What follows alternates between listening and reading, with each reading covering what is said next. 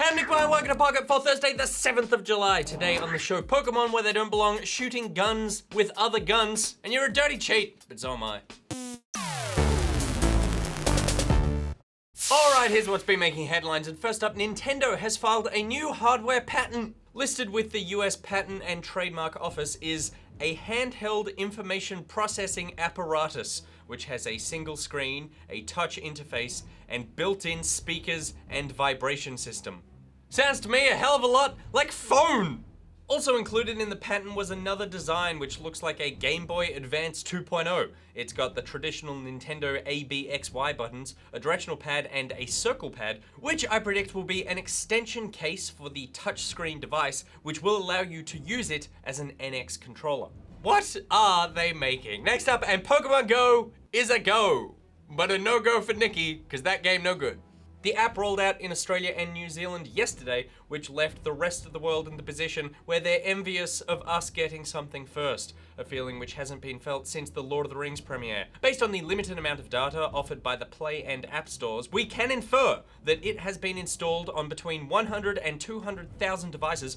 At least a few of those are based in Darwin, where the police station has become a target for budding trainers. The Northern Territory Police, Fire and Emergency Services Facebook page has issued a helpful statement to keep people out, saying that whilst the Darwin police station may feature as a Pokestop, please be advised that you don't actually have to step inside in order to gain the Pokeballs. It's also a good idea to look up, away from your phone, and both ways before crossing the street. That Sandshrew isn't going anywhere fast. Stay safe and catch 'em all. Next up, and Team Fortress 2 is taking a page out of Overwatch's book and is getting competitive. Valve announced overnight that a competitive mode is on the way for the classic team shooter and it's landing this week. Valve explained that the mode is designed as a new challenge for experienced TF2 players. Competitive mode lets you rank up, track progress, earn medals, and record your accomplishments in a results-based competitive experience, which we've either cobbled together incredibly quickly or have been keeping from you for 9 years. Next up, and Ubisoft are offering you the chance to get that god-awful Trials of the Blood Dragon game for freezies. A demo for the game will be released on the god-awful Uplay platform on the 22nd of July, and if you can complete the levels with no more than 15 faults, you will get the full game for free. And speaking of god-awful games, The Elder Scrolls Online is getting a gold edition! Thanks everyone.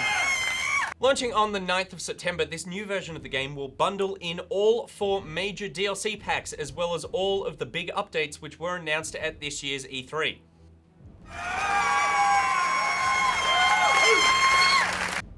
For people who, for some reason, already own the game and all of its DLC, those E3 updates are coming to PC and Mac on the 1st of August, and PS4 and Xbox One on the 16th. And that's the bad news for the day out of the way, so here's some of the good stuff.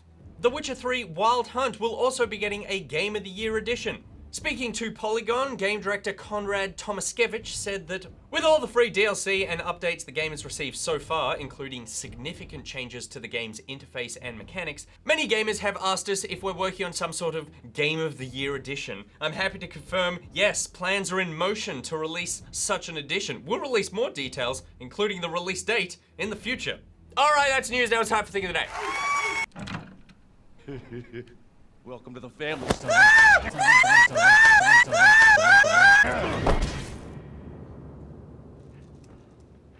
Anyone who's played a good amount of Counter-Strike will be familiar with the art of gun juggling, shooting weapons mid-air and letting the wonky physics do its thing. The team at Risen Visual have shown off how this might look in real life. Yeah.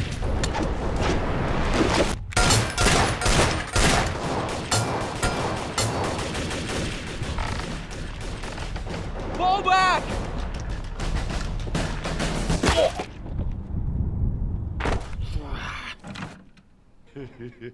Welcome to the family.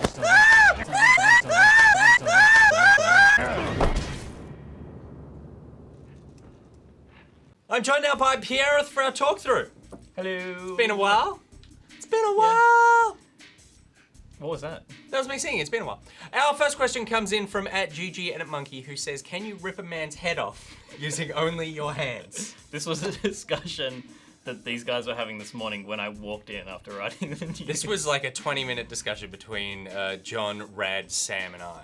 It's just not possible. I think, and I tend to agree, but I think if I could prop a body up so that it was sitting up, and then I could stand on it and put my knees on its shoulders and then hold its head, give it a lot of twists, and then pull. There's You would a pull your back out chance- before you rip someone's head off. No, you lift with the knees. You rip with the knees. God, though, you're on your knees. Who knows? I mean, if you guys have ever tried this out, please let us know in the comments. Our second talk through comes in from Saucy Morsels, who says, "Is Saucy. cheating ever okay? What are some of your best moments when you've cheated in a game, and did you ever feel bad about it, both in online and offline games?" I like how the assumption is, is cheating ever okay? What are some of your best moments you've cheated? Yeah, Like, so the you assumption are a is you cheater have for cheated, sure. Yeah. and it's been good. Yes. Petey? I mean, we've all cheated in the past. Cheaty Petey? Cheaty Petey. Like, the classics were the inbuilt cheat codes. Yeah. So you would play through a game and you would unlock a cheat code when you get to a level or something like that, and then you could input that and have a big head, or you would shoot paint instead of bullets, or they're not really cheats. No, they're You're just not like cheating the system, but you're manipulating the system Flavor, yeah. using what is called a cheat code. But it's all fine, because it's in the game. Yeah, and it's built in by the developers to make the game play differently, so you extend the life of the game. Yeah, but those kind of don't exist anymore. They're here and there, but they're just that sort of fun has been taken out of a lot of games like that. It kind of disappeared before Guitar Hero, but I remember it being Guitar Hero and being like, oh wow, cheat codes are back, but only very briefly. And so something that I do now that kind of replaces that is I mod games. So I like Fallout 4, for example, is the latest one where I modded that like a mother. You didn't really play Fallout 4. I You played played NichBoy's Fallout 4. I modded to improve that game. I remove carry restrictions, I give myself unlimited ammo, I don't need to worry about settlements, I improve the game, I make Fallout 4 a better game. You make it a different game. It streamlines the experience that you're after, which is story, Yes. not all the side bullcrap. And you've console commanded and Yeah, modded, right? and I do in all those Bethesda games. When I finish them, Yeah, right. I'm like, okay, I put 50 hours into Fallout 4 before I started using console commands. For Skyrim was about 120. That held longer for me as a game. Well, you're looking for Lydia for so much of that. Lydia, no, I knew Just where Lydia carrying was. that body back. That floppy corpse. Oh, God. Oh, it's so depressing. I love using console commands in Yeah. Bethesda games. Like, they just allow you to access this whole world with a bit more freedom. We cheated in The Sims 4. For the live stream, we needed a bunch of money to build that pocket mansion, because otherwise we would have started with just like this tiny one-bedroom house. Yeah. That wouldn't have been any fun. We cheated our way through that entire thing, again, to improve the experience. And not to improve, but like to make the experience that we wanted. We wanted to put across. And I feel like that's a big part of cheating in games, is trying to make something that is fun for you at the time. Yeah. The closest I've gotten to proper cheating. Well, I think you're about to move on to WoW, am I right? Yeah. But this is the first time we're going to talk about an online experience that you've Yes. Because everything else has been single player, and I think we both agree that cheating, or those kinds of things we've spoken about, are all fine in offline games Because where you're not affecting anyone Yeah, else. you're not cheating anyone. You're cheating yourself out of the experience that the game wanted you to have. Like, so you're fine. No problems with that. Mod and console command to your heart's content. We're about to move into a grey area, Yes, and then we we'll are. go into the dark area. We'll go Yeah. into the dark zone. So in WoW, and this is not cheating, but it feels like cheating, is I'm multi-boxed. Yeah, I have no idea what that means, but you explained it to me. So multi-boxing is, I had leveled up a few characters to, I think it was 70 at the time, and I wanted to level up a hunter. And I didn't want to have to play all the content that I played again and again. And so multi-boxing is you buy a second copy of WoW, and then you run it in a second instance on your computer. So you're running two versions of World of Warcraft at the same time, and then you set up a bunch of macros, so that your keyboard and mouse commands are linked to both characters, and that one character sort of follows the other, and then you team up, because you get more experience when you group up and level together, so you can level faster. And how many hours would you say that you played with yourself? Well done. I would say that it took me about a month and a half, and that wasn't like and at the rate I was playing, it would have taken me maybe 3 or 4 months to do that normally. Right. But Which era of WoW is this?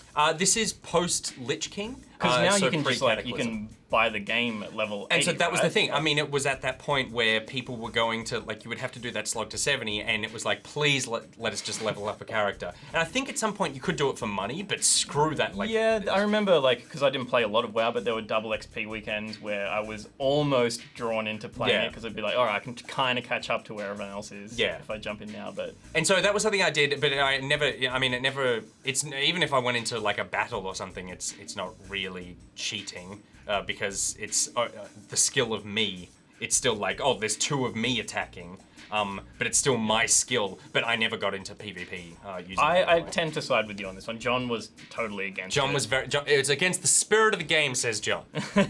But it's just saving you time, right? All it was it's not was just- it's not ruining anyone else's experience. It's just saving you time. Exactly, and you would never go into any multiplayer scenario with that. So that was the closest I've gotten to like running programs alongside a game to facilitate, which feels closer to cheating. Could you use that multi-box tool though to farm good stuff? Like go through a dungeon easily by yourself multiple times to like increase the chance of getting really good loot drops, which you would then put on your characters, take into arenas. Theoretically, yes. I never did any dungeons with with multi-boxing, but I don't see why you wouldn't be able to go into them like that. But the thing there is, instead of you grouping up with trying to find other people to do it, you've got 5 World of Warcraft accounts, which means you've got 5 subscriptions. Yeah. And you're actually doing the dungeon over and over again. But you would. But I mean, I don't know how that would work, because you would need to be controlling a healer and DPS and tank. You'd need to have your macros right. There would be crazy macros, because Yeah. it would be like when I attack with one, he's healing and she's sort of running in the other direction, like trying to kite. You would put the heal to your melee classes, like block or whatever. Yeah, so it was like when I need to heal, it would just be all the other characters would do this, and the healer would be like, oh my god! It's possible. Someone try it. So that's the closest I've gotten to anything weird when it's running stuff like that. But then cheating in real multiplayer. Yeah. So I Like we talked about Overwatch cheat yesterday. yeah, the Overwatch cheat, which is just flat out cheating, and I do no respect for that. Yeah, anything that gives you an advantage over other players in a competitive space is bullcrap. Now, here's my question, because I have Destiny loot caved a bit, and if I had played the Division more, I probably would have taken advantage of that exploit where I could skip the boss fight and just get the loot at the end. Is that cheating? Because even though it's part of the game, like I'm just exploiting something in the game, I am ultimately getting something that can give me an advantage in other parts of the game where there are multiplayer. Is that cheating? I'm of the opinion that it isn't, because you're manipulating something that everyone who purchased the game has access to. And that's the developer's fault, and everyone takes advantage of it, and it's the developer's responsibility to code that out. Yeah. And Bungie are pretty good at that. The Ubisoft guys took a little bit longer to get rid of it in that Division thing, but you know, it's a fair game. Yeah. I understand why you wouldn't want to do that, because it could ruin the experience of you getting that the hard way, but I have nothing against people doing that. Yeah. And ultimately, I do feel like the reason I play games is to have fun. Yeah. And cheating inevitably takes the fun away. Like if you've got one of those aim bots which turns the hitbox around someone's head from normal head size to that, so that you just need to get in the general area, then that's not fun for me anymore, because I know that I didn't earn that. Yeah. And so there's no there's a part of me that wouldn't I would never do it in the first place. There's certainly the troll element of it that I imagine entices a lot of people to do it. Yeah, you you know, bad people, like, because they would be on there and they'd be using these cheats and they'd be talking shit. They would be talking and so everyone much would be shit. like, "You're a hacker," and they'd be like, "Yeah, what of it? You can't do anything What are you gonna about do?" it. Boom, boom, boom. I'm gonna win every round." Yeah. And like, they get power. That's the joy for them. Is Yeah. treating other people like shit because they're bad people. And that ties nicely in with our first question, because all I want to do to those people is stand on their shoulders and twist until I pop their heads off. It's not gonna work. It might You're work. gonna hurt your poor little back. Yeah, I'll probably throw that bad boy out. Let me know in the comments if it'll work. Come on, let me know. I give this man some hope. Also, have you cheated in games? Where do you draw the line for cheating? Is it just single player? And you can make a fake YouTube account if you want and just put in here like a We want to hear from the confession. hardcore cheaters. Yeah, as because well, I really do want to know. I was asking around the office and everyone was like, no, I've never cheated, but then they would give some of these and I'm like, But I did do this. yeah, I'm gonna find that story, Toby. I'm gonna find that story. So let Even me know in the Grant, comments. our sound op, who you would have seen in the behind the scenes video last year, Yeah. was like, Is asking for help in solitaire cheating? Yeah, I'm like, And it totally it is. totally is, Grant. You're scum, Grant. Yeah, and we know you watch. I'm coming for your head, Grant. And while you're on the internet, check out Good Game on Facebook, YouTube, and iView. Want to meet fellow Pocketeers? Then join the Pocketeers Facebook group and Steam group. You can follow Good Game on Twitter at Good Game TV, follow Pocket and NichBoy at Pierreth at GG at MonkeyNetSamGeek. He's at Pierreth, but I already said that. There are links to everything I just said in the description below. Today's Thing of the Day graphic was made by EnderWiz. If you've made a thing like EnderWiz, please send it in, but hopefully not like EnderWiz, because that's EnderWiz's intellectual copyright, so make something different than EnderWiz, but in the same spirit of the Wiz. Yeah, I mean, technically he has no ownership over that content now, though. That he's...